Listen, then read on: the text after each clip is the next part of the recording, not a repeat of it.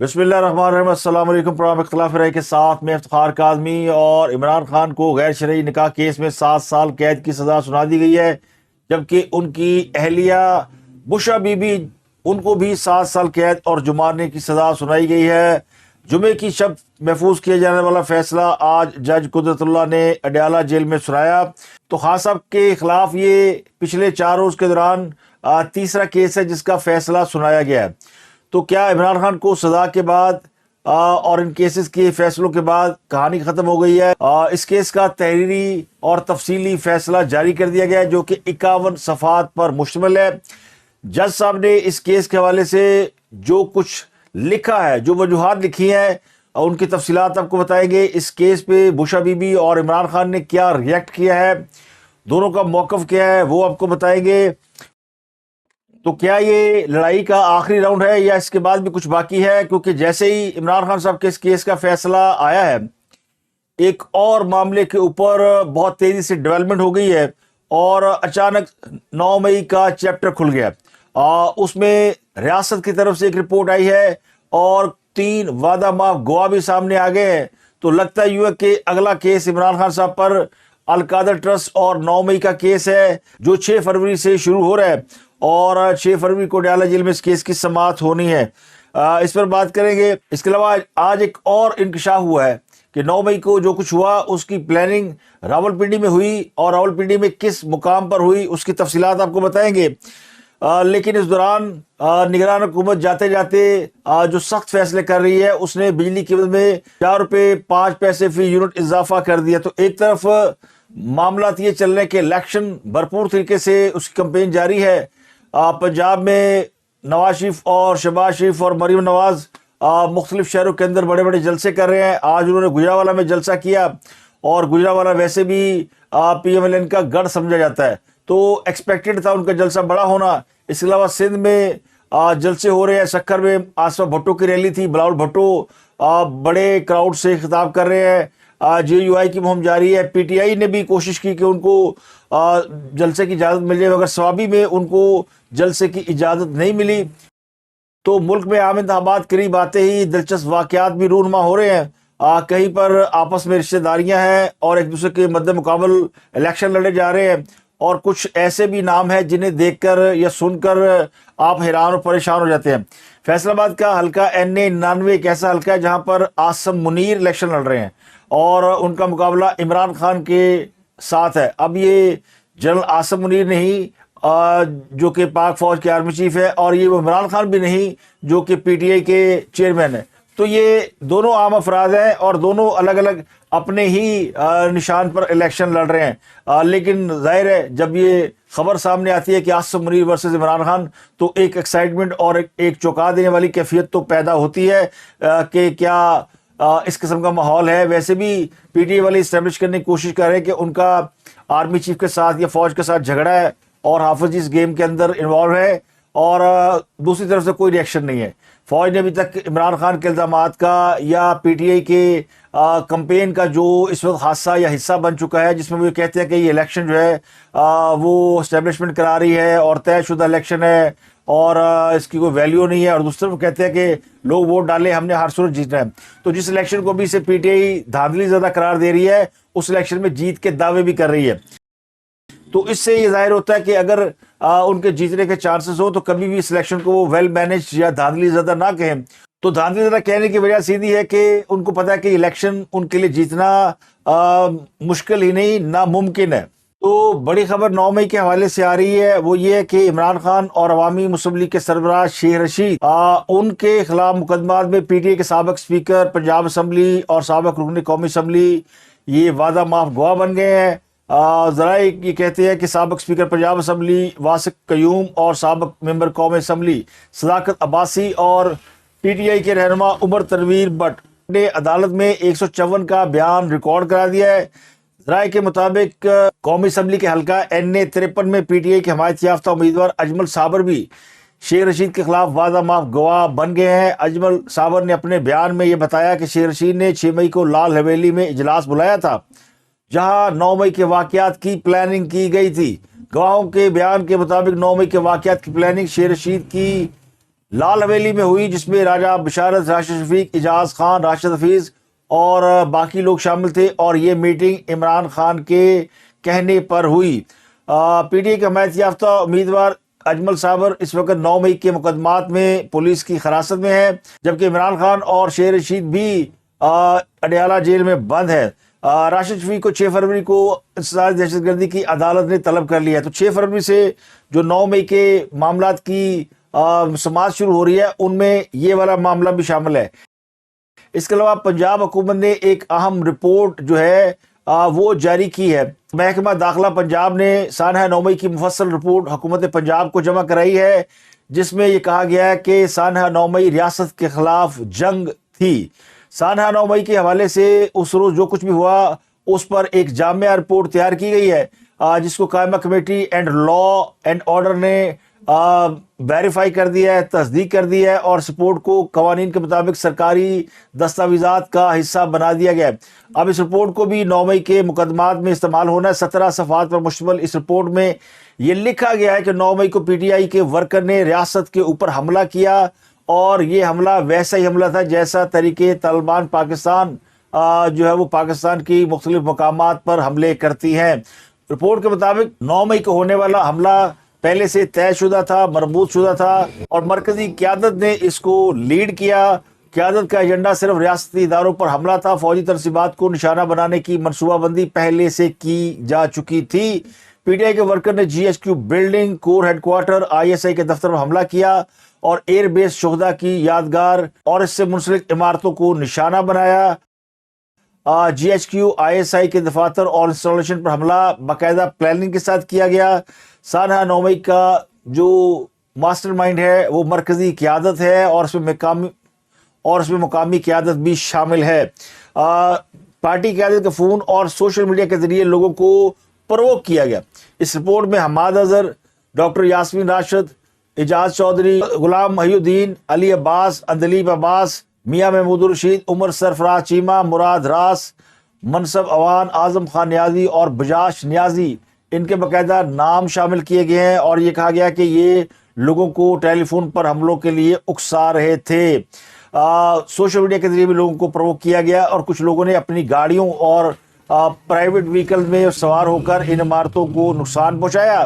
Lahore Kent میں واقع جناح house per P T I کے ورکر نے حملہ کر کے 1 ارب 50 کروڑ کا نقصان بنایا، اور نگران حکومت نے سانحہ 9 مئی کے حوالے سے ایک تفصیلی رپورٹ جو ہے وہ سرکاری ریکارڈ کا حصہ بنا دی ہے، اور تاکہ اس رپورٹ کو کوئی بعد میں تبدیل نہ کر سکے۔ تو یہ ایک بہت ہی بڑا ڈاکومنٹ ہے جو کہ عمران خان اور پی ٹی آئی کے حوالے سے سرکار نے اپنے ریکارڈ کا حصہ بنایا، جس کو 9 مئی کے مقدمات میں یقینی طور پر استعمال کیا جائے گا۔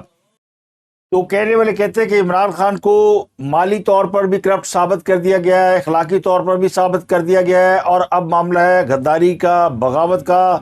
تو لگتا یہ ہے کہ اب جو فیصلے ہوں گے وہ 8 فروری کے الیکشن کے بعد ہوں گے، اور سب سے آخری فیصلہ 9 مئی کے کیسز کا ہوگا۔ تو لگتا یہ ہے کہ سانحہ 9 مئی کو ثابت کرنے سے پہلے یہ ثابت کرنا ضروری تھا کہ یہ کوئی معصوم شخص نہیں ہے، یہ کوئی صادق و امین نہیں ہے، یہ کردار کا کوئی پکا نہیں ہے، تو یہ مالی اور اخلاقی طور پر بھی سزا یافتہ مجرم ہے۔ تو جس مجرم کا ایک ریکارڈ ہو، بنیادی طور پہ عمران خان صاحب ہسٹری شیٹر ہو گئے ہیں، ان کا ایک ریکارڈ بن گیا ہے، اور اس طرح کا ریکارڈ رکھنے والا ملزم اگر 9 مئی جیسے مقدمات میں ٹرائل ہوتا ہے تو پھر یقینی طور پر اس کا انجام کیا ہوگا، یہ میں اور آپ اچھی طرح اس کا اندازہ لگا سکتے ہیں۔ تو عمران خان صاحب کو ہر مقدمے میں سزا ہونی ہے، یہ تو پاکستان کے عام لوگ بھی سمجھ چکے ہیں کہ خان صاحب نے جن سے لڑائی لے لی ہے، یا جن کے ساتھ وہ لڑائی کر رہے ہیں، وہ لڑائی پاکستان کے عوام کی نہیں ہے۔ اس لیے یہ جو عمران خان کو آج سزا ہوئی ہے نکاح والے کیس میں، اس پر مختلف رائے پائی جاتی ہے، اور زیادہ تر لوگ یہ سمجھتے ہیں کہ یہ بھی کوئی ایسا کیس نہیں تھا جس سے عمران خان کو زانی یا کرپٹ ثابت کیا جا سکتا، مورلی کرپٹ ثابت کیا جا سکتا۔ لیکن چونکہ خود عمران خان صاحب نے پاکستان کے عوام کو مدینہ کی ریاست کے نام پر بیوقوف بنایا تھا، تو پھر ان کے ساتھ جو کچھ ہو رہا ہے تو وہی کچھ ہو رہا ہے جو انہوں نے کیا۔ تو اب عمران خان صاحب کہتے ہیں یہ نکاح والا کیس مجھے ذلیل کرنے کے لیے کیا گیا ہے. تو جو پہلے خان صاحب کے خلاف کیس ہے وہ کیا ان کو عزت دینے کے لیے کیے گئے ہیں؟ سائفر کیس میں ان کو کون سی عزت ملی ہے؟ اور توشانہ کیس میں ان کو کون سے اخلاقیات کے میڈل مل گئے ہیں؟ اور اس کے علاوہ جو القادر ٹرسٹ ہے اس میں کون سا ان کو سونے کا تاج ملنا ہے؟ اور 9 مئی کے واقعات میں کون سا ان کو پھولوں کی سیج پہ بٹھایا جانا ہے؟ تو خان صاحب کو یہ سمجھ آنی چاہیے، بلکہ آ گئی ہوگی، کہ یہ سب کچھ جو ہے وہ ان کو وہی کچھ مل رہا ہے جو کچھ انہوں نے کیا. تو دوسری طرف بھی جو لوگ ہیں جن پر خان صاحب یہ ایلیگیشن لگا رہے ہیں، وہ بھی یہ سمجھتے ہیں کہ خان صاحب نے انہیں ذلیل کیا، ایک پورے ادارے کو ذلیل کیا، اس ادارے کے سربراہان کو ذلیل کیا، پاکستان کی عوام کی نظروں میں گندا کیا. اور آج تک اسٹیبلشمنٹ کو یہ تانے دیے جاتے ہیں کہ وہ تجربے کرتی ہے اور ہر دفعہ ایک ایسا تجربہ کرتی ہے جس سے پاکستان کو نقصان پہنچتا ہے. اور عمران خان کا تجربہ تو اتنا بھیانک اور برا ہے کہ وہ سمجھ ہی نہیں پا رہے کہ اس تجربے سے اور اس داغ سے خود کو کیسے نکالیں، کیسے خود کو پاک صاف کریں. تو بعض لوگ سمجھتے ہیں کہ یہ لڑائی جو ہے وہ آرمی چیف حافظ عاصم منیر اور عمران خان کے درمیان ہے. عمران خان اور حافظ عاصم منیر کی کوئی لڑائی نہیں ہے. اسٹیبلشمنٹ جو ہے یا فوج جو ہے وہ ایک ادارہ ہے، اور وہ ادارہ، اس ادارے کے اندر کئی سالوں پر محیط پروجیکٹ چلتے ہیں، اور ایک جو آرمی چیف نیا آتا ہے وہ پچھلے والے جو فیصلے کر کے جاتے ہیں ان کو آگے لے کر چلتا ہے، ان کو ختم نہیں کرتا. جو ادارے کی پالیسی ہوتی ہے وہ جاری رہتی ہے. انڈیویجولی وہ اپنے کنڈکٹ سے چیزیں بدل سکتا ہے، وہ خود کو بہت ساری چیزوں سے ڈس ایسوسیٹ کر سکتا ہے. مطلب فوج اگر سیاست میں مداخلت کرنا چاہتی ہے تو پھر وہ سارے بیٹھ کے اس بات کا فیصلہ کرتے ہیں کہ ہاں ہمیں یہ کرنا چاہیے. اور فوج کو اگر سیاست میں مداخلت نہیں کرنا تو بھی وہ بیٹھ کے اس بات کا فیصلہ کرتے ہیں کہ ٹھیک ہے بھائی، آج کے بعد ہم اس کام میں کوئی انٹرفیئرنس نہیں کریں گے، یہ جانے اور وہ جانے. تو عمران خان کا تجربہ ناکام ہونے کے بعد فوج نے فیصلہ کر لیا تھا کہ وہ اب اس معاملے میں ہاتھ نہیں ڈالیں گے. لیکن عمران خان صاحب نے ان کو کوئی 12-13 مہینے 16 مہینے جلسوں میں اتنا ذلیل کیا ہے کہ ان کی جماعت کے لوگ نے پاکستان کی افواج کو دنیا کی ظالم ترین فوج بنا کر پیش کر دیا. اتنا خوفناک پروپوگنڈا پاکستانی فوج کے خلاف کیا گیا کہ پاکستانی فوج کو انہوں نے تقریباً روگ آرمی ڈکلیئر کرنے کی کوشش کی ہے. اور اس میں جو سب سے بڑا کردار ہے وہ خود عمران خان صاحب کا ہے کہ انہوں نے نام لے لے کر کے پاکستان کی فوج نے مجھے نکالا، امریکہ کے کہنے پہ نکالا، بھئی یہی فوج آپ کو لے کر آئی تھی، اسی فوج نے آپ کو. اور فوج کو بدنیتی سے کسی کو لے کر نہیں آتی. ایک بات ذہن میں رکھیں، فوج بھی یہ سمجھتی ہے کہ یہ شخص پاکستان کو ڈلیور کرے گا، اچھا آدمی ہوگا، یہ اچھے فیصلے کرے گا، اس کی ریپوٹیشن اچھی ہے، اس کا کام کرنے کا انداز اچھا ہے، اس کی گورننس بہتر ہے، اس کی ٹیم اچھی ہے، یہ ڈلیور کریں گے. یہ خالی للے تللے اڑانے کے لیے نہیں آئے، یہ صرف دفتر میں 2 گھنٹے کے لیے نہیں آتے، ہیلی کاپٹر پر بیٹھ کے نہیں جاتے، ہیلی کاپٹر بیٹھ کے سیریں نہیں کرتے اور شام کو پھر مست ماحول بنا کر نہیں بیٹھ جاتے. عمران خان کے بارے میں ان کو شاید بہت ساری چیزوں کے بارے میں علم تھا، لیکن انہوں نے یہ جوا کھیلا تو بھاری پڑ گیا. تو بھائی پھر ٹیٹ فور ٹیٹ ہے، جیسی کرنی ویسی بھرنی. اگر کوئی ذلیل ہو رہا ہے تو پھر وہ سوچے کہ اس نے کیا کچھ ماضی میں ایسا کیا جس کی وجہ سے ہو رہا ہے، اور اسی لیے پاکستان کے عوام لا تعلق ہے. ورنہ یہ جو نکاح والا کیس ہے عمران خان کا، اس میں تو پاکستان کے علماء دین، مذہبی اسکالرز، مذہبی جماعتیں، ان سب کو اس کی بات کرنی چاہیے تھی اور بتانا چاہیے تھا کہ ایکچولی پوزیشن کیا ہے. کسی ایک عالم دین نے اس میں اٹھ کر یہ نہیں بتایا کہ ایکچولی پوزیشن کیا ہے. کورٹ نے فیصلہ کیا اور مسلم فیملی لاء کے تحت فیصلہ کیا، لکھا ہوا قانون ہے، سب موجود ہے. تو اب اس قانون کو اگر آپ دیکھیں اور 51 صفحات کا تفصیلی فیصلہ آپ دیکھیں تو اس میں ایک ایک چیز بڑی واضح ہے اور وہ قوانین کے مطابق ہے. اب عمران خان اور ان کی اہلیہ بشا بی بی کا موقف یہ ہے کہ اسلام کے اندر شرعی طریقے پہ عورت جو ہے اس کو معلوم ہوتا ہے کہ اس کی عدت کی مدت مکمل ہو چکی ہے یا نہیں، تو وہ صحیح کہتے. بشا بی بی کا موقف بالکل ٹھیک ہے، لیکن جو قوانین ہیں، جو لکھے پڑے قوانین ہیں جن کے تحت فیصلے ہونے ہیں، ان قوانین کا کیا کریں؟ تو یہ قوانین مسلم فیملی لاء میں جو لکھے گئے ہیں اس کے مطابق 90 ڈیز کا پیریڈ ہوتا ہے، وہ عدت کا ہو یا کسی اور ڈائیورس کا معاملہ ہو، تو کم از کم پیریڈ 90 ڈیز ہی ہے. تو خان صاحب یہ سمجھ رہے تھے کہ 39 نمبر والا پاس ہو جاتا ہے، لیکن کورٹ کہتی ہے جی کم از کم 40 نمبر تو لو، پاس ہونا ہے. تو 1 نمبر سے فیل ہو گئے اور شادی جو ہے اب ان کی اگر آپ قانون دیکھیں تو اس کے مطابق تو شادی جو ہے وہ یعنی ختم ہو گئی ہے. اب بشا بی بی عمران خان کی لیگل بیوی نہیں رہی، شرعی بیوی آپ انہیں کہہ سکتے ہیں کہ وہ ابھی شرعی بیوی ہیں اور وہ قوانین کو دوبارہ فالو کر کے رجوع کر سکتے ہیں جو بھی قوانین میں گنجائش ہوگی. لیکن چونکہ یہ شادی عدالت نے اس کو فراڈ قرار دیا ہے اور یہ کہا کہ یہ غیر قانونی طور پر منعقد کی گئی. یہ کہا گیا ہے کہ دونوں ایک دوسرے سے ملتے تھے اور شادی سے پہلے ملتے تھے, ایک دوسرے کے گھر آتے جاتے رہتے تھے. یہاں پہ محرم اور نامحرم کا بھی حوالہ دیا گیا ہے اور کہا گیا ہے کہ کیا عمران خان صاحب کو یہ نہیں پتا تھا کہ وہ کسی نامحرم عورت سے نہیں مل سکتے, خاص کر تنہائی میں. اور گواہوں کے بیانات کی روشنی میں بھی یہ بات ثابت ہوئی اور دونوں نے اس بات کی تصدیق بھی کی ہے کہ دھرنے کے دوران عمران خان کی ملاقات ہوئی تھی, بعد میں شادی بدل گئی. اب میرا یہاں پہ ایک سوال ہے تفصیلی فیصلے کی, تو ڈیٹیل آپ پڑھیں گے تو اس میں بہت سی آیات کا حوالہ ہے اور یہ 51 صفحے کا بڑا تفصیلی فیصلہ ہے. جج صاحب نے بڑی محنت کی تھی اس بات کو, لیکن اس میں کوئی شک نہیں کہ یہ جو پچھلے 4 دنوں میں 3 مقدمات کے فیصلے ہوئے ہیں, یہ بے شک اس کے اندر عمران خان کو بہت زیادہ فوائد ملیں گے. ان کو الیکشن کے اندر فائدہ مل سکتا ہے, سمپتھی ووٹ مل سکتا ہے, ہمدردی کا ووٹ مل سکتا ہے. اگر وہ اس کے باوجود الیکشن نہ جیت سکے تو اس کے بعد وہ عدالتوں میں جائیں, یہ کیس ختم ہو جائیں گے.